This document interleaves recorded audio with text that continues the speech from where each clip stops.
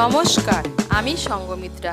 আমার এই সহজ রান্না চ্যানেলে আপনাদের সবাইকে স্বাগত। আজ আমি বানাচ্ছি রসে ভরা মালপোয়া। আপনাদের যদি এই রান্নাটা ভালো লাগে তাহলে লাইক এবং শেয়ার করবেন, আর আমার এই সহজ রান্না চ্যানেলটাকে সাবস্ক্রাইব করে পাশের বেল আইকনটা দাবাতে ভুলবেন না। রসে ভরা মালপোয়া বানানোর জন্য প্রথমেই লাগবে চালের গুঁড়ো। এখানে আমি 1 কাপ চালের গুঁড়ো নিয়েছি। লাগবে সুজি। এখানে আমি হাফ কাপ সুজি নিয়েছি, নিয়ে সুজিটাকে জলে ভিজিয়ে রেখেছি। আর লাগবে চিনি। এখানে আমি হাফ কাপ চিনি গুঁড়ো করে নিয়েছি। লাগবে মৌরি, লাগবে এলাচ, লাগবে দুধ, আর রস তৈরি করার জন্য লাগবে চিনি। এখানে আমি 1 কাপ চিনি নিয়েছি। আর লাগবে ভাজার জন্য সাদা তেল।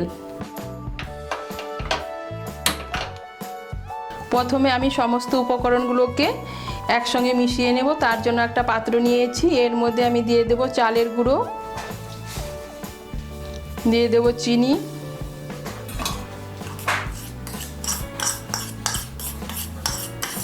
আমি এখানে হাফ কাপ চিনি নিয়েছি গুঁড়ো করে। আপনারা চিনিটা আপনাদের স্বাদ মতো নেবেন। দিয়ে দিচ্ছি সুজি,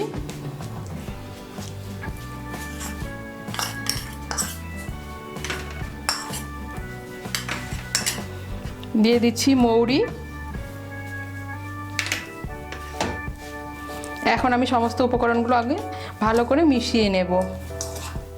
সমস্ত উপকরণগুলো ভালো করে মিশিয়ে নিয়েছি। এখন এর মধ্যে অল্প অল্প দুধ দিয়ে আমি একটা ব্যাটার তৈরি করে নেব।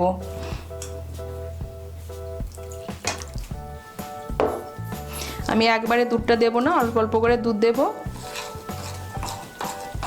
এই দেখুন, আমি অল্প অল্প দুধ দিয়ে একটা ব্যাটার তৈরি করে নিয়েছি। ব্যাটারের ঘনত্বটা হবে এরকম, খুব ঘনও না খুব পাতলাও না। এখন এটাকে আমি 10 মিনিটের জন্য ঢেকে রেখে দেব। রেখে দিয়ে আমি চিনি দিয়ে শিরাটা বানিয়ে নেব। আমি শিরাটা বানানোর জন্য কড়াই বসিয়েছি। এর মধ্যে আমি দিয়ে দিচ্ছি 1 কাপ চিনি, আর দিয়ে দিচ্ছি 1 কাপ জল, দিয়ে দিচ্ছি 2টো এলাচ। এলাচের মুখগুলো আমি একটু ফাটিয়ে দিচ্ছি। দিয়ে আমি এখন শিরাটাকে তৈরি করে নেব।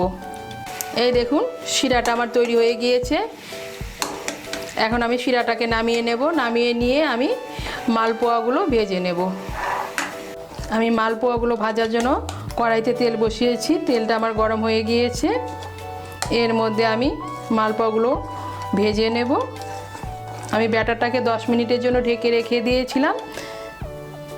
এখন ব্যাটারটাকে আমি আর একটু ভালো করে ফেটিয়ে নেব। ফেটিয়ে নিয়ে মালপোয়াগুলো ভেজে নেব।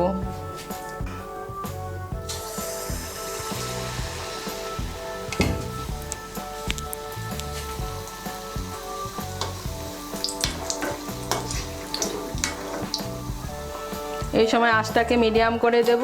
আঁচটাকে মিডিয়াম করে এক পাশ হতে দেব। এক পাশ হয়ে গেলে উল্টে আরেক পাশ হতে দেব। আমি 1 হাতা করে গোলা দিচ্ছি।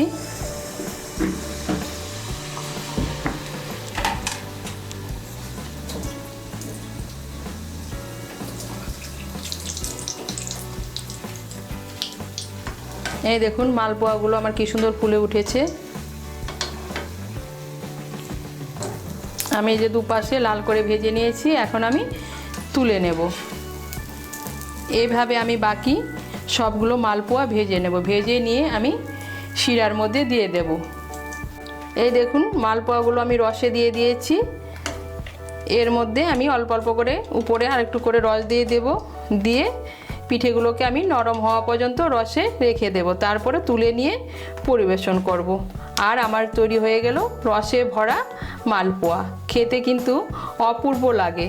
আমি যেভাবে বানিয়েছি আপনারা এভাবে বানিয়ে খেয়ে দেখবেন। তৈরি হয়ে গেল আমার রসে ভরা মালপোয়া।